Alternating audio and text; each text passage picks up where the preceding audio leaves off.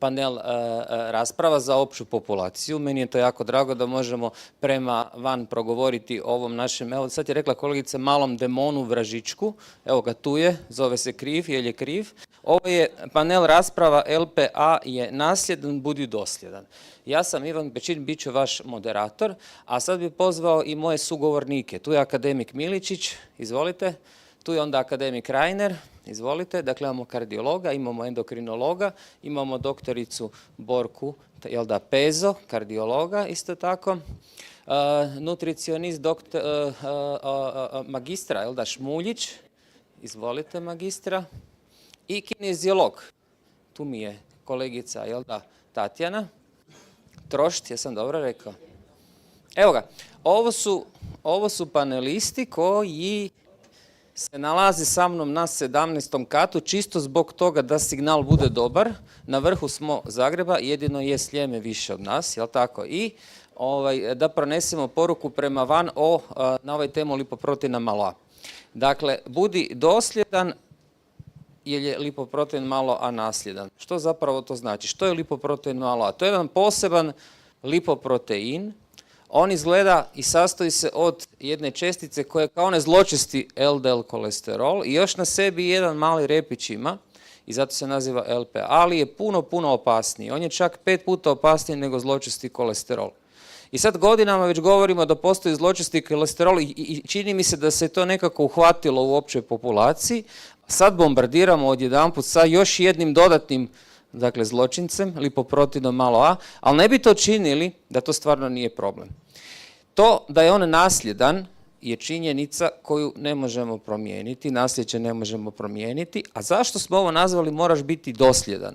Moraš biti dosljedan zbog toga jer prvo u svojoj porodici moraš dosljedno tražiti lipoprotein malo A. Prva poruka je da se, ne samo ako ti imaš poviše lipoproteina, ti si od nekoga to naslijedio. Znači, moraš ići u porodicu i moraš testirati. Moraš testirati oca, majku, moraš testirati djecu. Moraš testirati sve, u rodu, i u prvom i u drugom koljenu, to je prvo.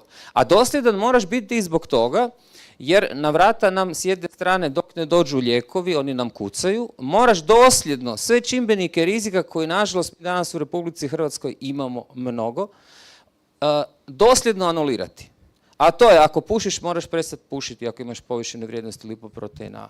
Ako si debel ili pretio, jer mi za nas moram reći debel, jel da to više nije sramota, ali nažalost svaki drugi u Republici Hrvatskoj je, moraš smršaviti. Ako imaš povišen tlak, povišen šećer, moraš uzimati lijekove kako ti je liječnik obiteljske medicine rekao ili bilo koji specijalista koji ti je to propisao i moraš se pokrenuti. Minimalno 5000 koraka dnevno, da ne kažem da se mora ovaj sat ili mobitel završiti na 10.000, ne moraš to zbrajati, možeš jednostavno svaki dan pola sata do 45 minuta malo brže hodati kako bi oznojio svoje čelo. Evo, to je ovako jedna poruka s moje strane. Ja sam endokrinolog inače i volim puno pričati, pa onda sad više neću dalje, jer je već kasno. Evo, prvo je tu među nama kolegica Borka Pezo. Ja se njoj divim, jer ona je otvorila temu kardiovaskularnih bolesti u medije i među prvima, a mnogi su se za to zakačili, mojih kolega pa su nastavili, je progovorila upravo o ovome o čemu danas radimo. Ako slučajno ne znate o čemu se radi, zapratite ju na svom njezinom TikTok, Instagram profilu, doktorice Pezo. Dajte mi recite koliko puta vas vaši bolesnici pitaju i zapravo vaši ajmo reći, oni koji vas prate. Dobro, šta je sad to? Ja sad imam povišen kolesterol, uzimam statin, uzimam ezetimib, uzimam ostale lijekove. Šta je sad to lipoprotein A? U čemu se radi? Zar nije dovoljno statin, ezetimib? U čemu je stvar? Pa ovako, dobro večer svima koji nas prate. Mogla bih stvarno reći da ljudi mnogo više znaju o lipoproteinu malo A nego što bismo mi to očekivali, ali s druge strane znaju postavljati jako pametna pitanja o apolipoproteinu B, mislim da čak znaju, možda ne znaju koliko su to važne aterogene čestice, ali znaju pitati. Međutim, s jedne strane bojim se da ne uđemo u jednu zamku, jer ono što su kolege već do sada rekli, statini su jako omraženi. Znači, ako će jedna tema ikada izazvati žustru raspravu, jako puno mišljenja, možda čak više mišljenja nego što će imati o nogometu, to će biti statini. 1001 razlog zašto ih ne trebamo uzimati, o tome zašto bole mišići, što sve uništavaju i tako dalje. Naravno, neki dan sam imala jedno zanimljivo pitanje da sigurno uništavaju srčani mišić, obzirom da djeluju na bolove u nogama, a to su sve mišići. Znači, nevjerojatan broj kombinacija. I sad se tu pojavlja jedna čestica za njih vrlo egzotična koja bi trebala s jedne strane ponuditi nešto spasonosno. Znači, ako je to uredno, možda mi ne treba ništa ili to će sada biti sigurno nekakvo pametno liječenje i tako dalje. Znači, s jedne strane imamo zamku, oni još uvijek ne vjeruju niti u LDL, a mi sada uvodimo, lipoprotein malo A. Mislim da od njega očekuju spas na neki način, ali dosta ljudi za to zna, jednako kao za ApoB. To mi je drago da znaju, a da li znaju situaciju da svaki zapravo peti u Republici Hrvatskoj ima povišen lipoprotein malo, a povišen lipoproteina radi problem, pa sad ja ne znam koliko je to spas ili nije. Ja mislim da je spas da se odredi, ali ako je povišen, onda i nije spas. A možda je, jel se na vrijeme? Možda je, zato što je na vrijeme, da. Dobro, Mislim da da, ali mislim da ipak znaju. Jeste dobili pitanje, evo, ja bih volio da širokoj publici kažete točno gdje vas mogu naći. Pritom, ne mislim na radno mjesto, nego na online. Jel vas pitaju otkud sada taj lipoprotein A odjedanput? Pa ne, ja mislim da oni traže rješenje da ne bi trebali uzimati statin. Evo, bit ću stvarno iskrena. Mislim da je strah od statina veći od bilo čega i da ovaj mali vražićak je ništa prema toj Godzili što je statin. A onda im odmah recite, ako imaju povišen LPA, da li će zaobići statin? Odmah im recite, tu su online su. Naravno, neće zaobići statin, jer statin je jedino rješenje koje mi trenutno imamo. I za LDL i naravno uz ove ostale lijekove, jelda. Kad je sljedeća pričanje o lipoproteinu A na vašim mrežama? Mislim da danas neće moći biti, ali možemo zajedno nešto napraviti. Iza, evo, ja sam motivirana. Dapače, to smo napravili već jednom, imali smo vrlo visoku gledanost. Jesmo. Tako da, evo, svi nas mogu vidjeti možda poslije, da. Hvala, doktorice Pezo. Akademik Miličić, kako objasniti našem bolesniku da je lipoprotein malo A nasljedan, što jest, i kako objasniti činjenicu da se zapravo u ovom trenutku ne može puno načiniti oko njega? A kako objasniti da je nasljedan, to je prilično jednostavno. Ne znam kakav bi to trebao biti pacijent koji ne bi shvatio da se neke bolesti mogu naslijediti. Jel? Mi smo malo ranije diskutirali kad nismo bili online kako većina bolesnika to stoički prihvaća i onda nastoji zajedno s nama kreirati kako se što bolje zaštititi u datim mogućnostima liječenja. A ima ljudi koji onda to negiraju, koji se boje da ih to ne stigmatizira i ključan problem je tu dobra komunikacija s pacijentom. Otvoren razgovor, pacijent mora imati u vas povjerenje, mora znati da to što ste ga vi testirali na LP malo A nije zato što ste vi kao liječnik znatiželjan i hoćete od pacijenta praviti nekakvog sudionika znanstvenog istraživanja, nego da je to dio danas rutine koja bi trebala biti obvezatna u procjeni kardiovaskularnog rizika. Pa ako je to nasljedno, onda treba pacijentu objasniti da za sada to što je nasljedno ne može mnogo promijeniti, ali da je to jedna crvena zastavica, jedan crveni signal, jedan alarm koji pacijenta treba potaknuti da eliminira sve one druge čimbenike kardiovaskularnog rizika koje je zapravo vrlo jednostavno eliminirati, a s kojima i danas bijemo boji, kao što je hipertenzija, kao što je LDL kolesterol koji vrlo jednostavno u većine pacijenata možemo regulirati, kao što je dobra regulacija šećerne bolesti, kao što je već spomenuta tjelesna aktivnost sa blago oznojenim čelom. Dakle, taj pacijent mora shvatiti da nosi visoki rizik i da mora učiniti sve što je moguće da ga snizi, a jednog dana doći će i terapija za LP malo A, pa je to jedna dobra vijest za njega ili nju. Hvala vam, baš mi drago kako ste tako optimistično završili. Ja sam isto optimističan, ali nismo još gotovi. Dobro. Akademiče Reiner. Evo, sutra će naši građani i građanke otići do liječnika obiteljske medicine i hoće li im rutinski liječnik obiteljski odrediti lipoprotein malo A? Pa, Ako gledamo realnost, onda vjerojatno neće. A ako gledamo ono što bi trebalo, onda bi trebalo svakako to napraviti, jer evo, cijeli niz istraživanja jasno govori da bi svakome trebalo jednom u životu odrediti lipoprotein mali A. Budući se radi o nasljednom čimbeniku, onda je dovoljno to napraviti, da pojednostavimo stvar, jedanputa u životu. A to stvarno nije komplicirano, može se napraviti u praktički svakom laboratoriju, u svakom domu zdravlja koji je malo bolje opremljen, ali u svakoj bolnici apsolutno. Prema tome, bilo bi jako dobro kad bismo uspjeli za neko vrijeme, naravno da se to ne može napraviti preko noći, niti za mjesec dana, možda ni za 6 mjeseci, ali u jednom razumnom roku odrediti svim ljudima lipoprotein mali A. Ono što se tu javlja naravno kao problem je uopće problem mnogih nezaraznih bolesti, povećani lipoprotein mali A, slično kao i povećani onaj zločesti LDL kolesterol je bolest. Prvo to treba shvatiti kao bolest. Mnogi to ne shvaćaju kao bolest, pacijenti to ne shvaćaju kao bolest, pa ponekad čak ni naši kolege to baš ne shvate jako ozbiljno, osobito ako to nije drastično povećano.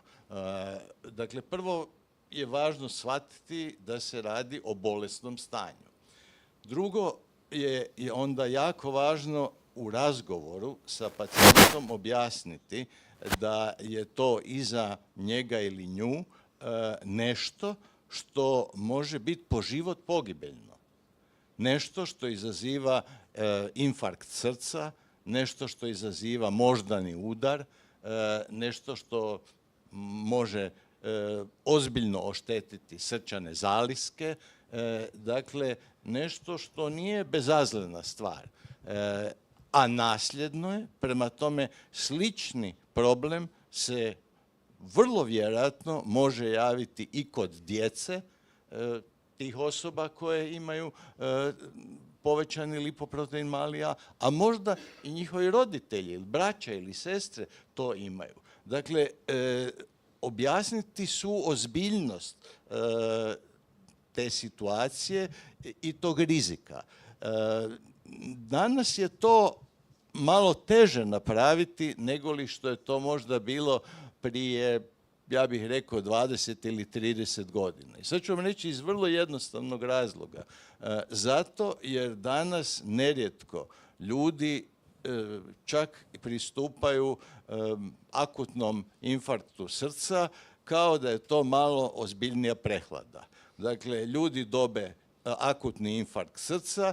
U Hrvatskoj smo, hvala Bogu, godinama već jako dobro organizirani i oni u roku od 1 sat, idealno, ponekad i par sati što je još uvijek sve u redu, dolaze u centar gdje će dobiti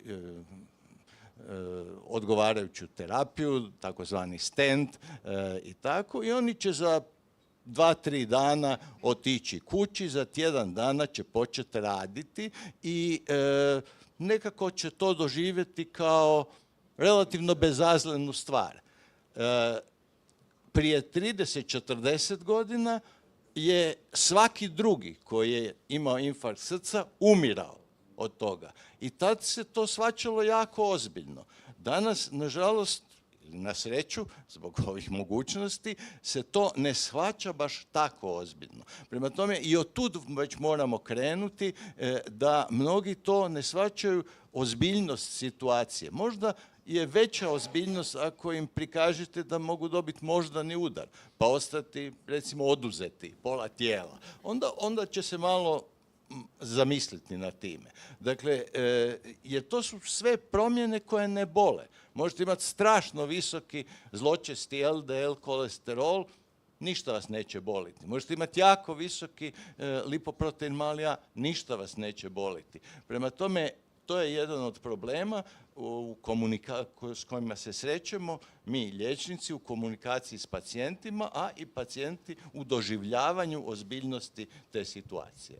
Ja se apsolutno slažem, evo sad pred ovaj skup završio sam ambulantu za poremećaj lipida koji četvrtkom imam i upravo neki dan smo ovo komentirali, jako me se dojmilo akademiče ovo što ste rekli. Ja sam pitao jednog bolesnika, ne znam je kolegica bila sa mnom, jel tako?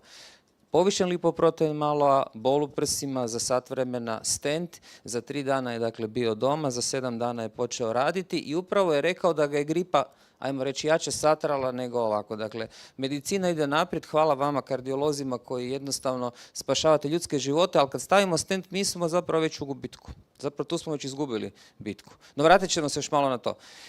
Kolesterol i prehrana. Samo ovdje je naša magistra Šmuljić koja na Rebru to savršeno radi, super surađujemo s njom, ali pitanje, da li je iko došao kad kod vas i rekao magistra imam povišen LPA, što smijem, a što ne smijem jesti? Dobro večer svima. Jel radi? Radi. Dobro večer svima. Hvala profesoru Pečinu na ovako lijepim riječima. Pa odgovor na vaše pitanje je da. Jedan pacijent je došao koji je bio... Koliko ih godišnje? Puno. Tako da zapravo akademik Reiner je dao jako lijepi uvid u ovu, rekla bih uvijek kontroverznu temu. Dakle, jedan pacijent je zaista, riječ je o mlađem jednom pacijentu koji ima prisutnu kardiovaskularnu bolest u obitelji, odnosno svjestan je, otac je doživio vrlo rano infarkt miokarda, čini mi se čak nekoliko, određen mu je LP malo A koji se pokazao da je visok i došao je zaista i uveo jako lijepe promjene u prehranu, odnosno zaista se pridržavao dijetoterapije kao što mu je sugerirano i kad pacijent zaista shvati problematiku i kad shvati opasnost koja mu prijeti iz takvih nalaza koji su dakle rizični, jel? I usvoji zdrave prehrambene navike, odnosno promijeni način života, promijeni način prehrane, vidimo stvarno super rezultate. Ovo što ste vi akademiče zapravo rekli, upravo zato što je to bolest, odnosno to su bolesti koje ništa ne bole, brojni pacijenti dislipidemiju kao dijagnozu uopće ne doživljavaju ozbiljno, isto kao što niti arterijsku hipertenziju ne doživljavaju ozbiljno iz razloga što ih te bolesti ništa ne bole. Pa tako recimo imam jednog pacijenta koji kontinuirano dolazi i uporno na kontrole, dakle riječ je o mlađem bolesniku koji je pretio, koji ima dislipidemiju i konstantno govori da se on pridržava prehrambenih navika i da on pazi. Nakon što sam ja više tu malo odlučila postrožiti to i vidjeti kako to izgleda, dolazi s dnevnikom prehrane iz kojeg je vidljivo da zapravo jede puno više nego što mu treba i hranu koja uopće nije mediteranska prehrana koja se preporučuje u ovoj situaciji, dakle taj jelovnik uključuje i kobasice i kremšnite, a on dolazi na svaku kontrolu i meni govori kako se on zaista drži prehrane. Tako da ja obično kažem svojim pacijentima ovako, vi ćete ovo što ja sad vama govorim vrlo lako shvatiti, ali je ovaj segment nešto zapravo što se najteže primjenjuje, zato što dira u naše osobne navike i u našu svakodnevicu. Dakle, čovjeku koji nešto voli, koji danas svi živimo izuzetno brzo, nemamo vremena zapravo za promišljanje o tome što jedemo i kako jedemo, jer nam je to navika koju podrazumijevamo. Dakle, čovjek mora osvijestiti i uložiti vrijeme i trud u to da bi promijenio svoje prehrambene navike. Kad je on svjestan rizika, kad ga je strah, kao što je recimo slučaj nakon loših kardiovaskularnih događaja, onda je on čak i motiviran time i to radi i super radi i ima super rezultate. Kad je tu situacija tako opuštenija, odnosno kad nismo svjesni tih stvari, onda je to zaista nešto što onako se podrazumijeva. Hvala. Kolegice Trošt, vi kao kineziolog, što vi kažete o mojih 5000 koraka ili znojenom čelu? Imam povišen lipoprotein malo A, jel mi je dosta 5000 koraka? Pa ako do sada niste ništa radili, onda za početak je, apsolutno. I ne morate se nužno ići prema onih 7 ili 10 tisuća. Da, svaki korak dodani je dodana vrijednost i dodan učinak. Ali je jako dobro da od 0 dođemo do 5 tisuća. Ali moram reći da sam se ja smijela odmah na početku, jer kako je doktorica Pezo rekla da je to spas, jel? LP veliko A je malo A je spas i ne smije postati veliko, vezano za vaše predavanje. Zapravo ispada da je spas i za tjelesno vježbanje. Jer kao šta? Ako mi ništa neće to tjelesno vježbanje, pa super, jel? Mislim da zapravo bi trebalo promijeniti fokus. Treba bi promijeniti fokus. Ne se pitati da li će mi tjelesno vježbanje pomoć. Znamo svi da nužno i neće toliko direktno kad govorimo o snižavanju njegovih vrijednosti, ali treba okrenuti ploču i reći ok, a šta će mi napraviti ne vježbanje? Što će mi napraviti sedentarni način života? Tu će mi mnogo napraviti, zapravo puno lošeg. Promijenit će mi kompletno zapravo okruženje u kojem se nalazi taj LP malo A. Šta će napraviti? Dakle, povećat će sve one druge rizike. Da se povežem opet na vaše predavanje. Imamo onaj mač. Mač je tu. Njega ne mogu promijeniti, ali mogu malo iznad njega pogledati onu nit. Ta nit, ako se promijene životne navike, će postati nekakav konop. Puno će čvršće to sve držati. Ako pazimo na prehranu, ako krenemo vježbati, tako da ćemo zapravo ono loše djelovanje neaktivnosti, a to znači povišeni krvni tlak, to znači povišeni LDL, to znači endotelna funkcija opet narušena i tako dalje, ćemo zapravo svesti na minimum. I ta količina LP malo A će zapravo, koliko god ona visoka bila, ona neće biti u dobrim uvjetima. Mi ćemo mu uzeti moć, da tako kažem. Šta se dešava? Dešava se to da puno smo metafora danas čuli, pa evo reći ću ja svoju. LP malo A puni pištolj, ali zapravo okidač je stil života, između ostalog i tjelesno vježbanje. Tako da u tom smislu to je jedan fokus koji bi trebalo promijeniti, a drugi fokus je, dakle jedno je okreni ploču, nemoj pitati da li tjelesna aktivnost može pomoći, nego pogledaj si malo koliko će ti odmoć tjelesna neaktivnost, a drugi fokus je malo se makni od ostraga i pogledaj cijeli dijapazon rizičnih faktora i pogledaj malo u to što ti možeš učiniti i šta možeš promijeniti. A definitivno da sa tjelesnom aktivnošću se može puno toga promijeniti. Gotovo svaki rizični faktor koji ste spomenuli danas je zapravo u većoj ili manjoj mjeri se može moderirati sa tjelesnom aktivnošću. Tako da treba sigurno to uzeti u obzir. Kad govorimo o tjelesnoj aktivnosti, da, Svjetska zdravstvena organizacija kaže to da bi trebalo svaki dan skupiti od 30 do 45 minuta, pa ide i do 60 minuta umjerenog tjelesnog vježbanja tipa hodanja, tipa vožnje bicikle, tipa plivanja, ali kumulativno, znači 10 plus 10, idem na kavu, idem na posao pješke, vraćam se s posla pješke, tako kumulirati. Osim toga bi trebalo uz to još barem 2 puta tjedno napraviti vježbe s otporom. Taj otpor može biti vlastita tjelesna težina, dakle podižem se, spuštam sa tog stolca više puta. Tako, osim toga dodati jednom tjedno za starije osobe vježbe ravnoteže i uz to isto tako pokušati maksimalno smanjiti tjelesnu neaktivnost. Dakle, sve što možemo raditi sami, raditi sami. Evo, kratko to. Ovo mi se jako sviđa, znači pištolj je napunjen, prst je na ovome okidaču, obaraču, kako se već to zove. Ja sam bio civilni vojni ročnik sa prizivom savjesti, pa onda ne znam, to vezano uz oružje. Ali mi smo zapravo ti koji ga potežemo, jel tako? Tako je. Bilo hoćemo li zapaliti cigaretu, malo škljocne ili koliko ćemo, jel da, i hoćemo uzimati lijekove i sve ostalo. Tako je.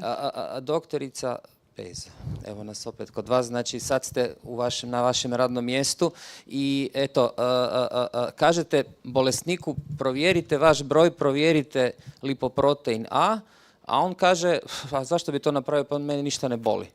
kako ćete ga razuvjeriti? Znači, apsolutno odmah ću ga razuvjeriti i odmah ću ga razoružati. Prva stvar, ono što jako dobro trebamo našim pacijentima, a i svima koji nas gledaju ovdje objasniti, da moramo moći predočiti sebi unutrašnjost naše krvne žile.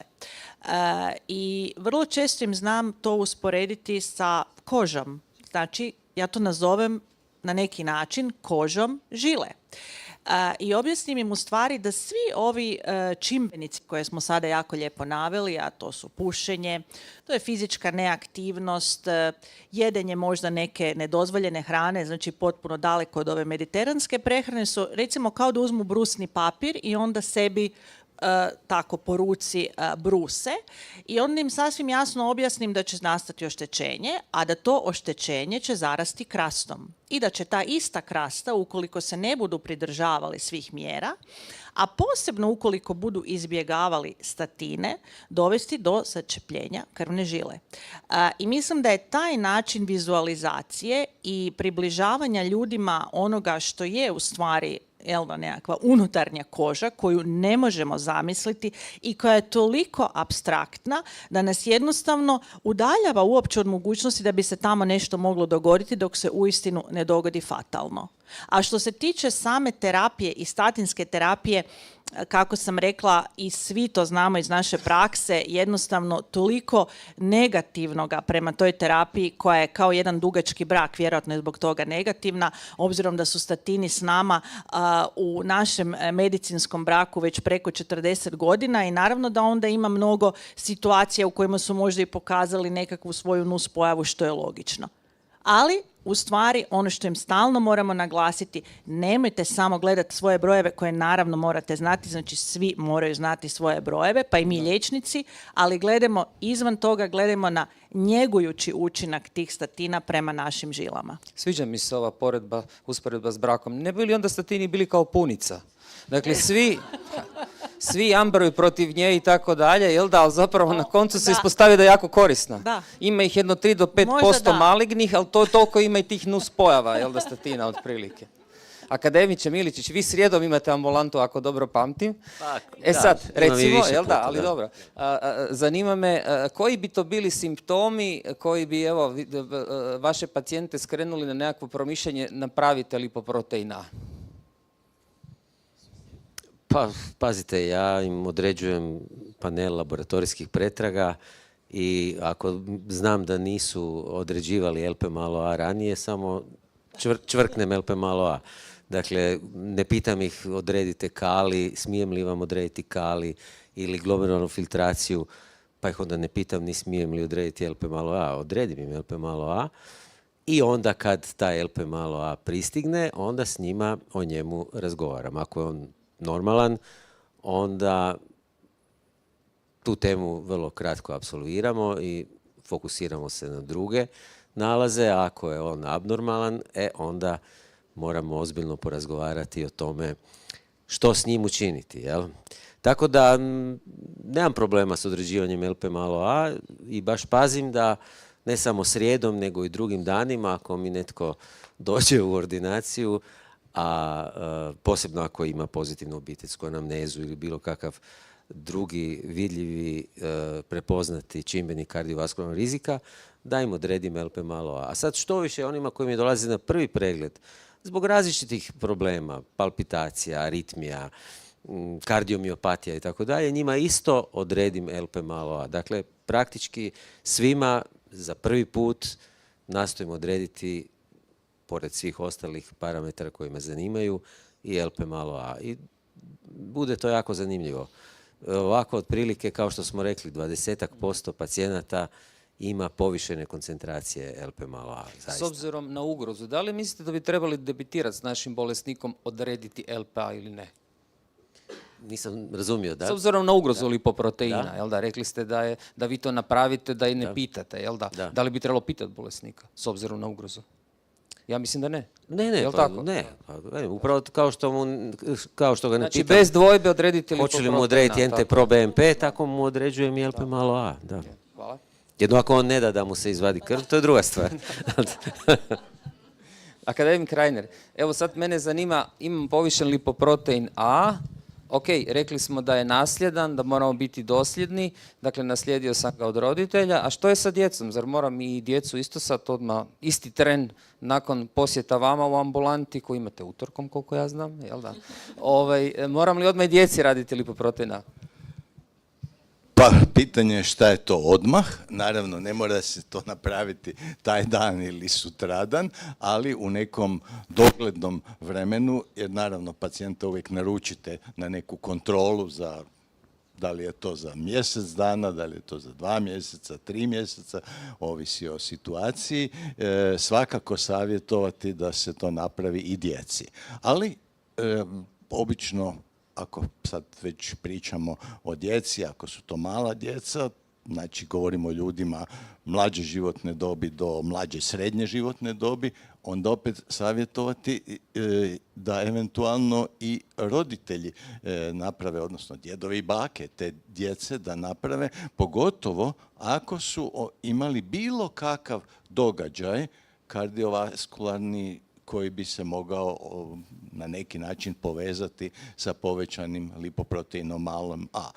Nerijetko ljudi prebole neke bolesti, a da ih nisu ni svjesni.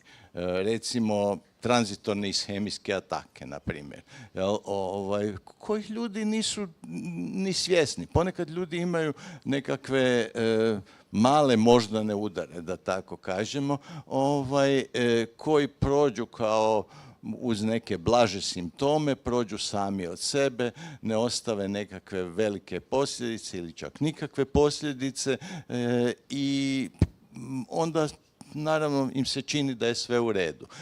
Prema tome, svakako bi bilo dobro da i roditelji tih naših pacijenata odrede to, braća, sestre, da pokušamo uhvatiti što je moguće širi krug krvnih srodnika, jer ako se radi o nasljednoj bolesti, a svi smo se složili da se radi o nasljednoj bolesti, od nekud se mora naslijediti. Netko je nositelj, dakle, promijenjenog gena koji je došao do tog pacijenta ili pacijentice. Prema tome, svakako mislim da je bilo dobro i na taj način bismo opet malo po malo pokrili što je moguće veći dio populacije. Jasno da bi idealno bilo uklopiti to u ono o čem smo već prije pričali, a to smo uveli, velim, kao druga zemlja u najmanju ruku u Europskoj uniji iza Slovenije, a to je, dakle, probir djece pri upisu u 1. razred osnovne škole, gdje određujemo onaj zločesti LDL kolesterol. Prvih godina smo ukupni kolesterol određivali, sad se određuje LDL kolesterol, da se, bilo bi idealno da se tada odredi i lipoprotein mali a. I ja se nadam da ćemo za koju godinu i to postići. Realan sam, neću reći sljedeće godine, ali trudit ćemo se svi zajedno. Na kraju tu smo predsjednici nekoliko društava koja imaju što za reći iz stručnog aspekta tome, pa ja vjerujem da će se to postići. Rana detekcija spašava život, to znamo, jel tako? Tu ne moramo ništa novoga otkrivati, tako da isto se nadam da će to uspjeti, jer u Nizozemskoj to već rade, čini mi se. Mislim da nije općenito na nacionalnoj razini, ali znam da tamo djeca imaju određen lipoprotein malo a, jer poznam ambasadore koji zagovaraju lipoprotein na bolesnike u Nizozemskoj, koji znaju, jer dok su djeca mala, najlakše mi je usaditi one zdrave navike. Teško je meni koji imam 50 godina reći sad ti moraš 5000 koraka, nemoj jesti slatko, nemoj piti alkohol i tako dalje. Ali ako djetetu usadiš da moraš biti pokretan, da se ne smiješ udebljati, baviti se sportom i ne zapaliti cigaretu u ono doba, onda je to puno veći gen, čini mi se. Apsolutno, jer svima nama je najlakše, i to recimo sasvim otvoreno, popiti 1 ili 2 ili 3 tablete ili eventualno čak dati si jednom u 2 tjedna jednu injekciju koja praktički uopće ne boli, nego li promijeniti životne navike. Najteže je promijeniti životne navike. Apsolutno. Jer šta znači životne navike? Prvo, prehrana. Pa nama je fino, da tako kažem, i mi volimo jesti ono na što smo navikli, na što smo od djetinjstva navikli, što nam je kuhala baka, mama i tako dalje. I mi smo se navikli na to i to nam je fino. Neke nove stvari nam možda nisu fine, iako nekom drugome jesu. Slično je to sa tjelesnom aktivnošću. Ako postoje nekakvi okruženje u koje se to potiče, u kojem se planinari, u kojem se šeta, u kojem se vježba i tako dalje, onda će i djeca to prihvatiti. Ako je okruženje takvo da se provodi sve slobodno vrijeme pred televizorom, grickajući čips ili smoki i eventualno još uz neku čašicu, onda će i djeca to vidjeti kao neki model ponašanja i tako se ponašati. Prema tome, jako je važno u djetinjstvu, odnosno mladosti, stvoriti određene navike jer ćemo ih onda zadržati i kasnije. I onda se nešto desi, dođe neko novo vrijeme, zapušu neki novi vjetrovi, dobio sam srčani udar. Magistra Šmuljić, što mi je doručak, što mi je ručak, što mi je večera? Vrlo jednostavno, što kažete takvim bolesnicima? Sad ste od akademika čuli što najčešće jedu.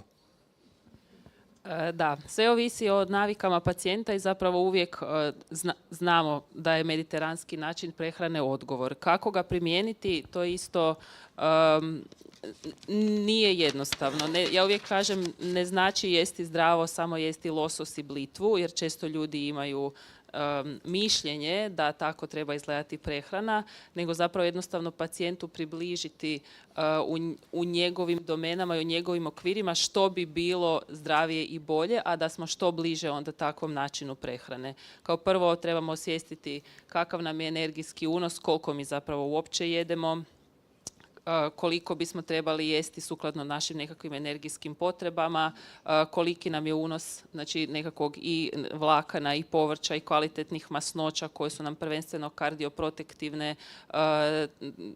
koliko jedemo ribe, koliki je unos omega-3 masnih kiselina, tako da to su sve recimo nekakve domene koje kroz razgovor prolazimo i koje onda na temelju zapravo stanja pacijenta sugeriramo je li riječ o šećernoj bolesti kod pacijenta, je li riječ o arterijskoj hipertenziji. Tako da moje zapravo prvo pitanje pacijentu je uvijek što je vama normalno? Što je za vas normalno? I onda tu zapravo krećemo od te priče da zapravo vidiš kako je osoba ima svoje navike i što on podrazumijeva pod normalnim. I onda se osoba zapravo stvarno tu zamisli i kažemo da na temelju dijagnoza sugeriramo to što treba promijeniti i ono što je najvažnije zapravo osvijestiti stvari koje ljudi ne podrazumijevaju, a to je recimo koliko unose masnoća kroz obroke koje konzumiraju, kakva je kvaliteta masnoća i koliko unose soli. Kao što smo istaknuli, dakle, visoke su stope i šećerne bolesti, arterijske hipertenzije i pretilosti i zapravo mi znamo da su recimo i ti naši pragovi za okus slanosti individualni stečeni i jako podraženi konzumacijom hrane industrijskog podrijetla, odnosno industrijski procesirane hrane, koju smo isto tako svjesni da konzumiramo u jako velikim količinama, tako da te zapravo stvari, kažem, sve čovjeku treba osvijestiti. Koliko god se nama to čini ovako jako trivijalna priča, ali zapravo uopće nije trivijalna. I često, ja sam nekad si znala razmišljati, Bože, ja sad tu čovjeku nastojim nešto rastumačiti, kak se kaže, u atomima i molekulama, a zapravo trebam pitati neke najosnovnije stvari. Tako da, eto, mediteranski način prehrane, koliko god on je ovako, jel, svi mi znamo da trebamo jesti mediteranski, ali zapravo kad malo razmislimo da li stvarno jedemo na taj način i što trebamo promijeniti, onda dođemo do... Imam jedno user-friendly pitanje. Imao sam srčani udar. Da li dalje vrijedi svako jutro jedno jaje organizmu snagu daje? Pa možda ne baš svako jutro, ali svako drugo jutro ili treće, neće zašto me jaje ne? ubiti. Neće. Neće. Kolegice Trošt, evo... Samo još jedna sitna replika. Ono što je isto jako važno u toj našoj priči danas je zapravo osvijestiti unos šećera. važnosti šećera na kolesterol, odnosno masnoće u krvi, i to ono što ljudi uopće ne percipiraju kao loše, a to je visoka konzumacija voća. Dakle, imamo pacijente koji dolaze sa visokim vrijednostima masnoća u krvi, koji ne jedu, paze na kolesterol, jedu dakle, biljne masnoće, ali te vrijednosti su visoke, a onda dođemo do zaključaka da se jede po nekoliko banana, da se lubenice jedu na velike količine, suho voće i tako dalje, med, apsolutno, tako da to su stvari na koje isto treba pripaziti. Zahvaljujem. Evo i sad, kolegice Trošt, vi kao kineziolog, evo vaš pacijent je bio ili kod akademika Miličića ili doktorice Pezo akademika Reinera i nađen mu je povišen lipoprotein malo A.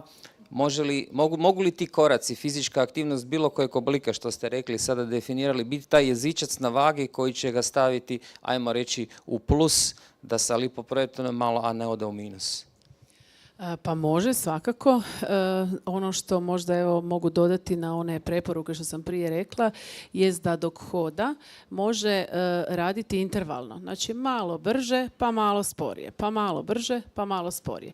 To nije nešto što je nemoguće, a to će znatno bolje utjecati na kardiovaskularni sustav i na sve ove rizične faktore što smo ispomenuli. Tako da taj moment. Možda je važno isto tako reći, često se spominjao i moždani udar. Osoba koja je aktivna ima znatno manju šansu dobiti moždani udar, a ono što je možda još i važnije, ako ju i dobije, ima opet puno veću šansu da će se bolje oporaviti i brže oporaviti. Tako da svakako da to tjelesno vježbanje može biti onaj jezičac. Još nešto što bi trebalo reći je zapravo da to tjelesno vježbanje je samo još jedan od koraka u nizu koji su zapravo zajedno sa prehranom jedan faktor koji može utjecati na ukupnu rizičnu sliku tog pacijenta. Tako da svi mi kad gledamo istraživački, a i klinički, bi trebali ne samo pogledati pojedinačni faktor, nego njihovo međusobno djelovanje.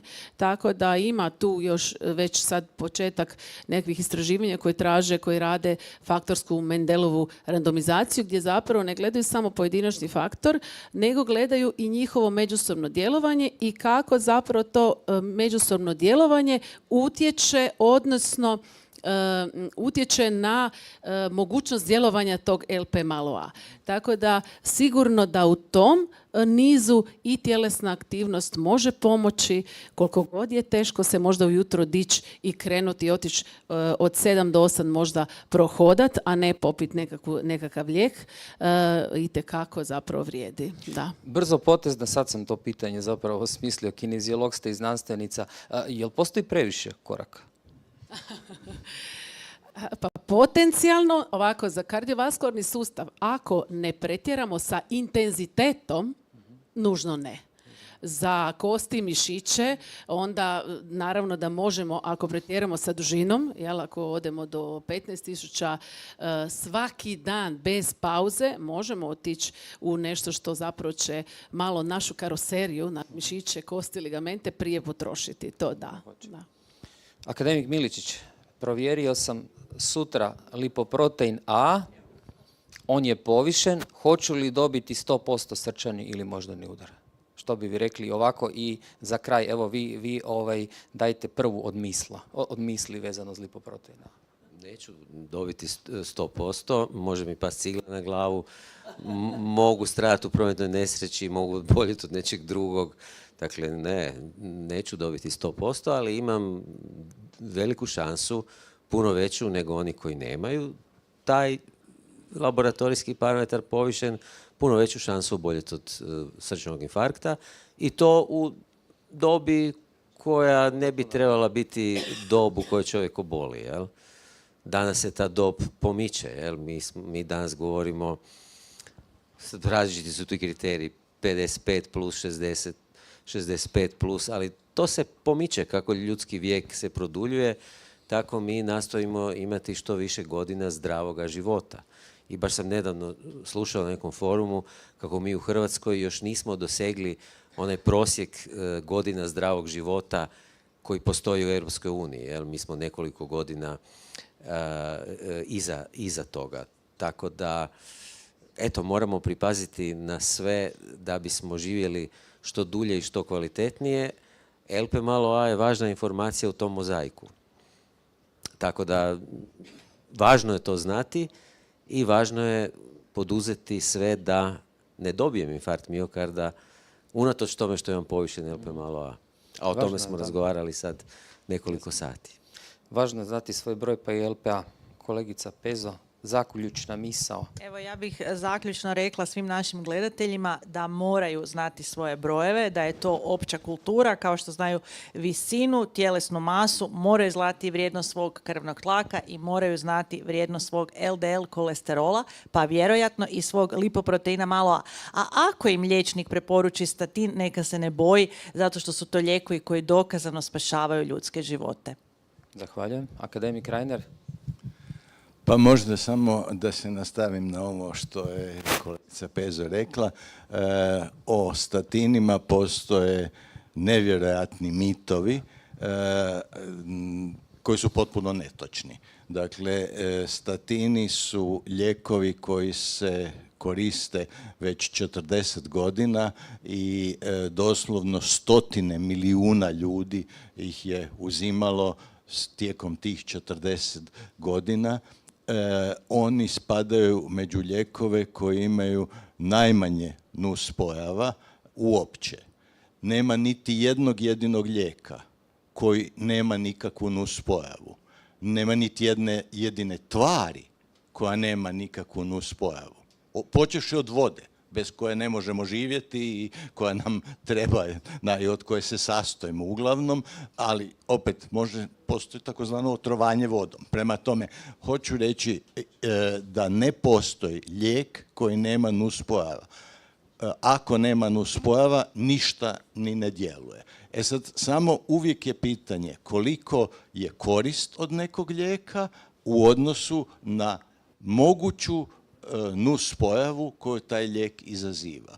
Neki lijekovi se daju, iako smo svjesni da imaju dosta nuspojava, ali korist, pogotovo recimo neki lijekovi primjerice za zloćudne bolesti, ali je šansa da time pomognemo pacijentu puno veća, bez obzira što smo svjesni da oni nose nuspojave sa sobom.